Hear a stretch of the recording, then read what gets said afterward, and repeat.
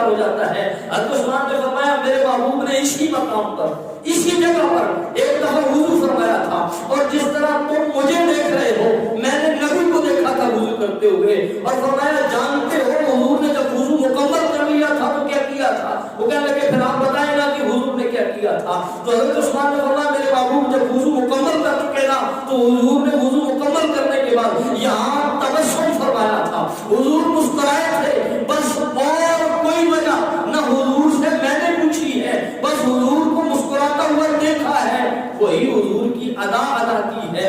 میں وجہ نہیں جانتا کہ حضور کیوں مسکرائے تھے لیکن آج وضو کے بعد جو میں مسکرا رہا ہوں اس لیے مسکرا رہا ہوں کہ آمنہ کے لال مسکرائے تھے. اب کیا سمجھیں گے؟ کیا آپ کو یہ بات صرف اس حد تک کافی ہے کہ حضور مسکرائے تھے؟ حضرت عثمان مسکرا پڑے. یہاں حضرت عثمان ایک میسج اور پیغام دینا چاہ رہے ہیں کہ وہ جو نبی کی مسکراہٹ کا خیال رکھتے ہیں حالانکہ نہ مسکراتے تو کون سی بڑی بات تھی؟ وضو ہو گیا تھا.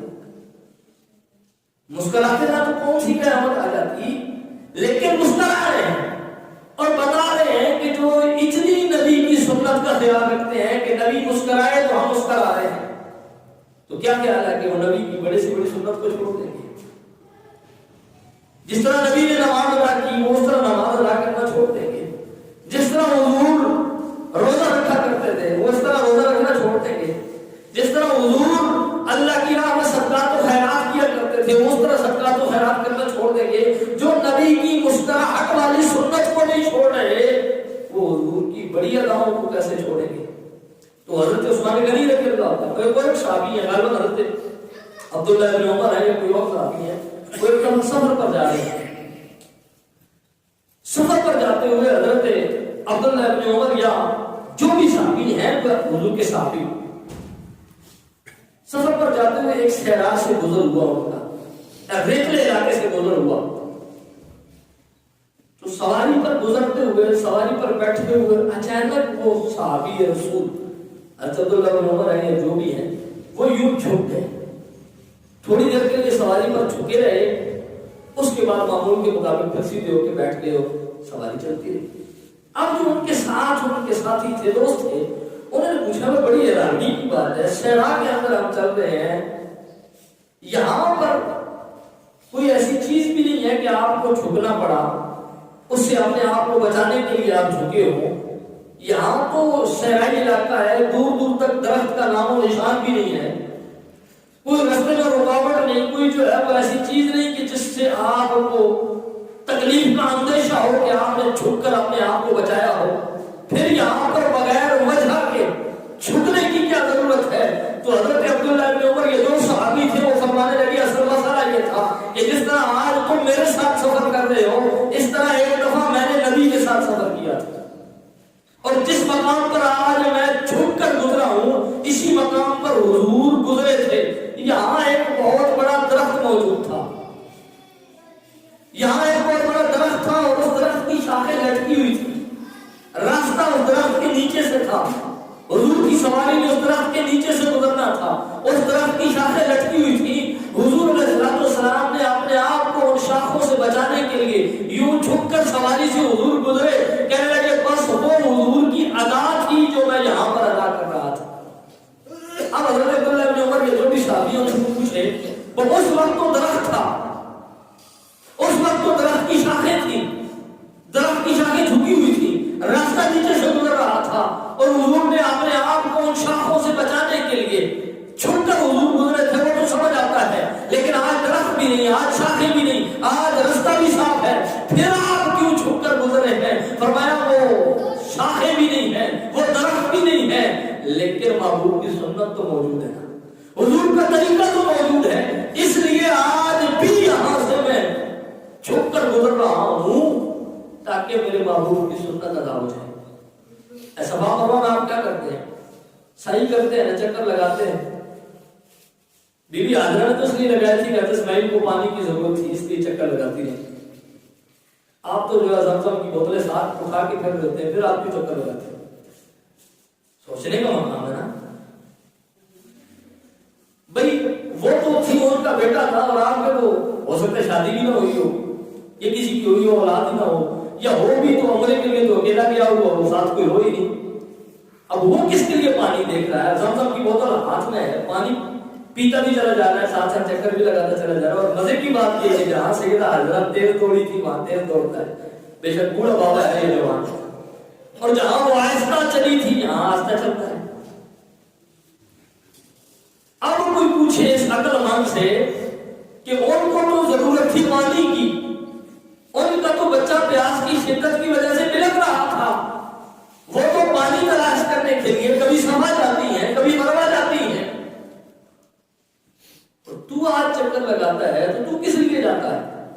تو جواب یہ ملتا ہے جناب پانی کی ضرورت آج نہیں ہے، آج ہمارا کوئی بیٹا پیاسا لیٹا ہوا نہیں ہے، زمزم کی بوتل ہمارے ہاتھ میں ہے، ہمیں پانی کی ضرورت نہیں. لیکن مسئلہ یہ ہے کہ مائی حاجرہ کی سنت ہے، اور اس سنت کو عمرہ ہو یا حج ان کے ارکان میں شامل کر دیا گیا ہے کہ جب تک کوئی حاجی یا عمرہ کرنے والا جب تک صفا مروہ کی سعی نہیں کرے گا اس کا حج بھی اس عمرہ بھی قبول ہی نہیں ہوگا. تو بات پانی کی نہیں ہے، اب بات سیدہ حاجرہ کی سنت کی ہے، اب بات سیدہ حاجرہ کی سنت کی ہے. تو سوچنے کا مقام ہے کہ اگر نبی کی زوجہ سیدہ حاجرہ کی سنت اتنی اہمیت کی حامل ہے تو کیا خیال ہے مصطفیٰ کی سنت کی کوئی اہمیت نہیں، مصطفیٰ کے طریقے کی کوئی اہمیت نہیں. اور آگے چلیں، حضرت سیدہ حاجرہ نے صفا مروہ کی سعی کی، ہم بھی کرتے ہیں. اب اسی طرح جب شیطان ورگلانے کے لیے حضرت حاجرہ کے پاس آیا کہ ابراہیم تیرے بیٹے کو ذبح کرنے کے لیے لے کے جا رہا ہے، یہ کرے گا وہ کرے گا فلاں کرے گا، آپ نے اس کو بھگا دیا، وہاں سے کنکر مارے. اسماعیل علیہ السلام کے پاس گیا، اسماعیل علیہ السلام نے کنکر مارے. حضرت ابراہیم علیہ السلام کے پاس گیا، آپ نے کنکر مارے. اس وقت تو شیطان ان کے پاس آیا تھا اور شیطان ان کو ورگلانے کے لیے آیا تھا. آج نہ ابراہیم علیہ السلام جا رہے ہیں، نہ ان کا بیٹا اسماعیل ان کے ساتھ ہے. آج نہ شیطان ہمارے پاس آ کے ہمیں ورگلاتا ہے کہ ایسا نہ کرو. تو پھر کون سی بات ہے کہ ان پتھروں کو ہم پتھر مارے ہوتے ہیں، وہ جو جمرے بنے ہوئے ہیں. اس وقت تو سیدہ حاجرہ کے پاس شیطان تھا، ان کو شیطان نظر آ رہا تھا اور کہہ رہا تھا کہ ایسا کام نہ کرو. انہوں نے اس کو دیکھ کر پتھر مارے. حضرت ابراہیم نے شیطان کو دیکھ کر پتھر مارے، حضرت سیدنا اسماعیل علیہ السلام نے شیطان کو دیکھ کر پتھر مارے. لیکن آج آپ کو مجھے شیطان نظر نہیں آتا. آج ہم حضور کا نام آتا ہے تو انگوٹھے چوم کر آنکھوں پہ لگا لیتے ہیں. میں دوستوں کو بتاتا ہوں کہ محبت کے لیے دلیل کی ضرورت نہیں ہے. محبت اس کے لیے تو دلیل مانگے سمجھو کہ اس کے دل کے اندر محبت ہے ہی نہیں. اور رہی بات کہتے ہم اگر کہنے کی حضرت آدم علیہ السلام کو انگوٹھوں میں حضور کا نور نظر آیا تھا تو حضرت آدم علیہ السلام نے انگوٹھے چومے تھے، ہم اس لیے چومتے ہیں. تو آج فوراً ہمارے ساتھی مسلمان بھائیوں کو کہتے ہیں جی ان کو تو نور نظر آیا تھا تو انہوں نے چوما تھا، تمہیں کیا نظر آتا ہے کہ تم چومتے ہو؟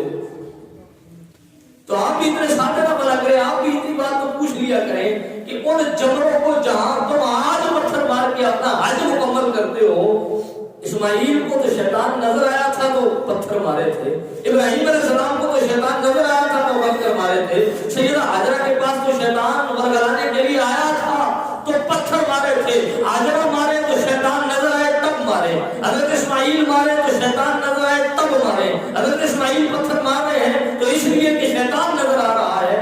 آج تم پتھر کیوں مارتے ہو؟ تمہیں شیطان نظر آتا ہے؟ اور اگر نہیں نظر آتا تو پھر مارنے کی وجہ کیا ہے؟ جی ابراہیم علیہ السلام کی سنت ہے، اسماعیل علیہ السلام کی سنت ہے، سیدہ حاجرہ کی سنت ہے. شیطان نظر آئے نہ آئے ہم نے ان کی سنت کو ادا کرنا ہے. ہم بھی یہی کہتے ہیں انگوٹھوں میں حضور کا نور نظر آئے نہ آئے.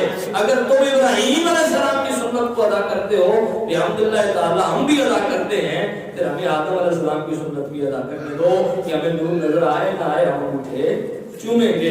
تو بات کرنے کا مقصد یہ ہے کہ اللہ تعالیٰ نے ان کی سنتوں کو، ان کی اداؤں کو زندہ رکھا.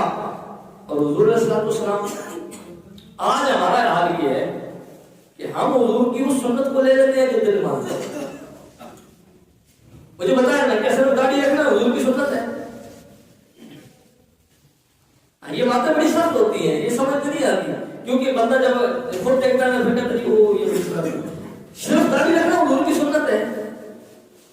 صرف مسواک کرنا حضور کی سنت ہے، اور حضور کی زندگی میں کوئی سنتیں نہیں ہے. لین دین کے اندر، ناپ تول کے اندر کمی نہ کرنا، یہ بھی میرے محبوب کی سنت ہے نا. سبحان اللہ. سود نہ لینا، یہ بھی حضور کی سنت ہے نا. رشوت سے ہاتھ کو روک لینا، نہ رشوت لینا نہ رشوت دینا، یہ بھی میرے محبوب کی سنت ہے نا. حرام خوری سے خود کو دور رکھنا، یہ بھی حضور کی سنت ہے. کسی کا حق بہن ہو، بیٹی ہو، ماں ہو نہ کمانا، یہ بھی حضور کی سنت ہے. پڑوسیوں کے حقوق کا خیال رکھنا، یہ بھی حضور کی سنت ہے. یتیم کے سر پر محبت کے ساتھ ہاتھ رکھنا، یہ حضور کی سنت ہے. یہ یتیم کی جائیداد دبا لینا، یہ حضور کی سنت ہے. اب جو یتیم کی جائیداد بھی دبائے پر کہ جی میں نے داڑھی رکھ کے حضور کی سنت ادا کی ہے، اس سنت کا کیا فائدہ؟ جو پڑوسیوں کے حقوق کا خیال نہ رکھے، سفید کپڑے پہن کے کہ جی سفید لباس پہننا میرے محبوب کی سنت ہے، اور تیرے سفید لباس کو ہم کیا کریں جو دنیا سارے تنگ ہے. میرے محبوب علیہ الصلوۃ والسلام کی سنت ہے کہ رشوت لینا دینا یہ منع ہے. اور کوئی کہے جی سوار والے دن روزہ رکھنا حضور کی سنت ہے. بھائی سوار کے روزے کو ہم تیرے کو کیا کریں؟ تو رشوت لیتا بھی ہے، رشوت دیتا بھی ہے. کوئی سود کا کاروبار کرے، سود لے بھی سود دے بھی، اور حرام خوری کی اتنی انتہا ہو کہ نہ بڑا دیکھے نہ چھوٹا دیکھے، نہ امیر دیکھے نہ غریب دیکھے، اور وہ کہے کہ جناب ہم 11ویں شریف کرتے ہیں، ہم تیری میں 11ویں کو کیا کریں؟ جب تو حضور کی اس سنت کو اپنا. اور پھر یہ تو نہیں ہے نا کہ جناب حلوہ کھانا ہی میرے محبوب کی سنت ہے، اور جی میٹھا کھانا حضور کی سنت ہے. اگر میرے محبوب کی میٹھا کھانا سنت ہے، حضور نے اگر حلوہ کھایا تو پیٹ پر پتھر باندھ کر حضور بھوکے بھی رہے، یہ بھی میرے محبوب کی سنت ہے نا. سبحان اللہ. کیا بات ہے. یہ تو نہیں ہے نا کہ میٹھا میٹھا آپ اور کڑوا کڑوا تھو تھو، جہاں اپنی طبیعت مانے دل مانے وہ تو حضور کی سنت ہو جائے، اور جہاں طبیعت اور دل نہ مانے اس کو چھوڑ دیا جائے. اگر حضور کی یہ سنت ہے کہ حضور کریم نبی صلی اللہ علیہ وآلہ وسلم نے امن کی حالت میں مسجد کے اندر جماعت کے ساتھ نماز پڑھائی ہے، جماعت کے ساتھ نماز پڑھی ہے، تو یہ بھی میرے محبوب کی سنت ہے کہ حضور بدر کے اندر تلوار لے کر بھی گئے ہیں، حضور احد کے اندر تلوار لے کر بھی گئے ہیں. وہ تمہیں واقعہ تو بڑا یاد آتا ہے کہ وہ مائی پورا پھینکتی تھی حضور پر، حالانکہ جھوٹا ہے، جھوٹا ہے یہ واقعہ کہ جی مائی پورا پھینکتی تھی. اور چلو حضور برداشت کر لیتے تھے، صحابہ کے اندر بھی اتنی غیرت نہیں تھی کہ ابو بکر صدیق دیکھتی رہی اور مائی پورا پھینکتی رہی، عمر دیکھتا رہا. وہ تو اگر حضور کی داڑھی کو بھی کوئی بے ادبی سے ہاتھ لگائے تو وہ ہاتھ کاٹنے کے لیے تیار ہو جاتے تھے. یہاں لوگ پورا پھینکتے رہے اور صحابہ دیکھتے رہے، حضرت علی بھی دیکھتے رہے، لوگ پورا پھینکتے رہے. اب تیری بات مان لیتے ہیں کہ چلو پورا پھینکنے والی مری کو معاف کر دیا، یہ معاف کرنا تجھے یاد رہ گیا ہے. میرے محبوب علیہ الصلوۃ والسلام کا بدر کے اندر تلوار اٹھا کر کافروں کے سر قلم کرنا تجھے یاد نہیں ہے. حضور کا احد کے اندر اپنے دندان مبارک شہید کروانا یاد نہیں ہے. حضور کا احد کے میدان میں، حنین کے میدان کے اندر خود تیر اندازی کرنا تجھے یاد نہیں ہے. تو دوستان محترم، اصل میں مسئلہ یہ ہے کہ ہم سنت کو بڑا کم ہی عمل کرتے ہیں. ہم اپنی طبیعت کی بات سنتے ہیں، جو دل مانا داڑھی رکھ لی. اگر سنت کی بات ہوتی نا تو پھر جس دن یہ داڑھی نکلی تھی اسی دن رکھ لیتے. یہ نہ دیکھتے کہ ماما رشتہ دے گا تو پھر بعد میں داڑھی کا سوچیں گے، چاچا رشتہ دے دے تو پھر داڑھی کا سوچیں گے، پھر یہ بات نہ دیکھتے. اگر حضور کی سنت کی بات ہوتی، اگر حضور کی سنت کی بات ہوتی تو پھر جس طرح حلوہ کھانا بڑا پسند ہے، اسی طرح حضور علیہ الصلوۃ والسلام کی وہ سنتیں بھی پسند ہوتی کہ جس طرح حضور بدر کے اندر گئے ہیں، حضور احد کے اندر گئے ہیں، حضور خندق کے اندر گئے ہیں، حضور تبوک کے اندر گئے. آپ کو کوئی کسی مسلمان کے جھوٹے گلاس کے اندر پانی دے دیا جائے، آپ تو پانی پینا پسند نہیں کرتے. یا کس سنت کی بات کرتے ہو؟ ہم سنت پر کوئی نہیں عمل کرتے، یہ کڑوی بات ہے. اس کو برداشت کرنا ہر بندے کی بس کی بات نہیں ہے، چاہے وہ مولوی ہو یا پیر. چھوٹے تو لیول چھوٹا تو چھوٹے ہی ہے نا، یہ بڑے لوگ بھی ان کی حالت آپ دیکھیں. کسی حضور سے بڑا کون سا پیر ہے؟ حضور سے بڑا کون سا شریعت کا عالم ہے؟ آج تو حالت یہ ہے کہ ہم ایک بندہ اگر گلاس کے اندر پانی پی لے، چاہے پانی ہو نہ ہو، ہم اس کو 2 بار دھوتے ہیں. بے شک اپنے کو اتنی بدبو آتی ہے اس ساتھ کو بندہ کھڑا بھی ہو سکتا. کائنات کے اندر سب سے زیادہ نفیس ترین ذات حضور کی ذات. اتنا کائنات کے اندر کوئی سونا نہیں ہے جتنے حضور سونے، اور طیب اور طاہر پاک طہارت والا کوئی نہیں ہے جتنے حضور پاک ہیں. اور اتنا کائنات کے اندر نفیس کو بڑے سے بڑا مولوی ہو بیٹھا ہو سوئے ہوئے بیٹھے بیٹھے سو جائے یا لیٹے ہوئے سو جائے منہ کھل جائے مکھیاں ناک کی طرف سے جا کر منہ کی طرف سے نکل جاتی ہیں نہیں بچ سکتا مکھیوں سے پیر بھی ہو لیکن یہ قربان جائے صرف آمنہ کے لال کی شان ہے کہ گندگی پر بیٹھنے والی مکھی حضور کی جسم پر نہیں بیٹھی. اور جو محبوب اتنا نفیس ترین محبوب ہے اس کی سنت کا یہ عالم ہے. حضرت ابو ہریرہ فرماتے ہیں دودھ کا ایک پیالہ آ گیا حضور صلی اللہ علیہ وسلم نے پیالے والا واقعہ نہیں سناتا. حضور نے فرمایا ابو ہریرہ دودھ پیو صحابہ کو پلاؤ. حضرت ابو ہریرہ فرماتے ہیں 70 صحابہ کو میں نے دودھ پلایا. آج کو پیر ہوتا تو کہتا وہ 70 بندوں نے منہ مارا چھوڑ پتہ نہیں کسی کو نظر لگا ہوا ہے کسی کو جناب کرونا لگا ہوا ہے کسی کو جناب کالا یرکان ہے کسی کو پیلا یرکان ہے کسی کو شوگر ہے. اور ان سب کا جھوٹا میں نہیں پینا ہے میں بھی پیور لے کے آؤ ٹھیک ہے نہیں تو رہنے دو. 70 صحابہ کو حضور نے دودھ پلایا 70 صحابہ پی رہے ہیں 70 کو پلانے کے بعد حضرت ابو ہریرہ کو دیا وہ دودھ پی. حضرت ابو ہریرہ نے بھی پیا. حضرت ابو ہریرہ کے پینے کے بعد حضور نے فرمایا کہ اب مجھے دے دو. حضور نے اسی پیالے میں دودھ پیا اور دنیا کو بتا دیا اور تم بڑے طیب اور طاہر بنتے ہو جن کو یہ بھی نہیں پتا کہ سنجا کا طریقہ کیسا ہے وضو کا طریقہ نہیں پتا. میں محمد ہوں مجھ سے زیادہ کائنات کے اندر نہ کوئی پاک ہے نہ کوئی طیب ہے نہ کوئی طاہر ہے. میں اپنے 71 غلاموں کا جھوٹا کر پی کر تمہیں یہ بتا رہا ہوں کہ اس کا مطلب یہ ہے کہ جھوٹا ناپاک نہیں ہے جھوٹے سے نفرت نہیں کرنی چاہیے. جھوٹا پینا میری سنت ہے حضور کی سنت ہے جھوٹا پینا یہ میری سنت. اور یہ ایک بات ہے حضور صلی اللہ علیہ وسلم سیدہ عائشہ صدیقہ میں آخری بات کر رہا ہوں سیدہ نے ایک برتن میں پانی پیا گلاس کے اندر سیدہ عائشہ صدیقہ نے حضور فرمایا عائشہ بتاؤ کہاں منہ رکھ کے پانی پیا تھا. آج تو ماں باپ کے سامنے اگر بندہ بیوی کے جھوٹ پی رہا موجود ہوگی یہ سوچنا چاہیے اگر مجھے یا آپ کو کوئی رنگ مرید کہتا ہے تو بے شک کہتا رہے لیکن یہ بات تو پھر بڑی دور نکل جائے گی نا. یہ بات تو پھر اوپر بڑی عمر تک چلی جائے گی. اس لیے ہماری شریعت کے ساتھ کوئی تعلق نہیں ہے لین دین نہیں ہے بس پڑھتے نہیں. تو حضور نے کہاں سے پانی پیا تھا جہاں سیدنا نے کائنات میں منہ رکھ کے پانی پیا تھا اسی برتن میں وہی پانی وہی منہ رکھ کے حضور نے پیا. سبحان اللہ کیا بات ہے. اور پھر اگلی بات حضور صلی اللہ علیہ وسلم کا جب وصال ہونے لگا مسواک کرنا تو سارے سنت بتاتے ہیں نا. حضور نے جو زندگی میں آخری مسواک کیا وہ جانتے ہیں کہ کس کا جھوٹا تھا. حضور کی طبیعت اس وقت انتہائی سخت خراب تھی. حضور صلی اللہ علیہ وسلم اپنے منہ سے وہ مسواک نہیں چبا سکتے تھے. حضور نے فرمایا عائشہ مجھے مسواک نرم کر کے دو اور سیدہ عائشہ نے اپنے منہ کے اندر وہ مسواک حضور کو نرم کر کے دیا. کیا خیال ہے. اور وہ سیدہ عائشہ نے جو مسواک نرم کیا تھا حضور نے وہ اپنے منہ کے اندر مارا. حضور صلی اللہ علیہ وسلم اپنی ازواج مطہرات کے ساتھ ایک ہی برتن میں کھانا کھایا. اور ہم نے بڑے بڑے بزرگوں کو دیکھا ہے کہ اگر کوئی میاں بیوی ایک برتن میں کھانا کھاتا ہے شرم ہوتی ہے بے شرمی دیتا ہوگی ابو کے سامنے امی کے سامنے ایک ہی برتن میں کھانا کھا رہے ہیں. تو یار اگر یہ بے شرمی ہے میں کیا کہوں کہ حضور صلی اللہ علیہ وسلم کی سنت کیا ہے. تو دوستان محترم ہم نے وہی چیز اپنائی جس کو ہماری طبیعت نے مانا. ہم نے حضور کی سنت کا خیال نہیں کیا. ہم نے داڑھی رکھی اپنی طبیعت میں کسی کے دل اتنی رکھ لی کسی نے اتنی رکھ لی کسی نے اتنی رکھ لی کسی کا دل کیا تھوڑی تھوڑی جس کی جتنی طبیعت مانی اس کو کیا. جس کو حلوہ پسند تھا اس نے کہا دیا حلوہ سنت ہے. لیکن میں نے یہ بتایا نا کہ صرف وہ تو نہیں ہے نا سنت پھر اور بھی بڑی چیزیں ہیں سنت. تو اس لیے سنت مصطفیٰ کو سنت سمجھ کر ادا کیا کرو اور سنت مطہرہ اگر سمجھ کر ادا کرو گے تو پھر زندگی میں بھی اس کا ثواب ملے گا اور مرنے کے بعد بھی اس کو اپنی برکات اللہ تعالیٰ نصیب فرمائے گا. کافی وقت لیا. اللہ تعالیٰ سے دعا ہے کہ اللہ تعالیٰ حضور کے صدقے ان چیزوں کو سمجھنے کی اور اس پر عمل کرنے کی اللہ تعالیٰ آپ کو مجھے توفیق عطا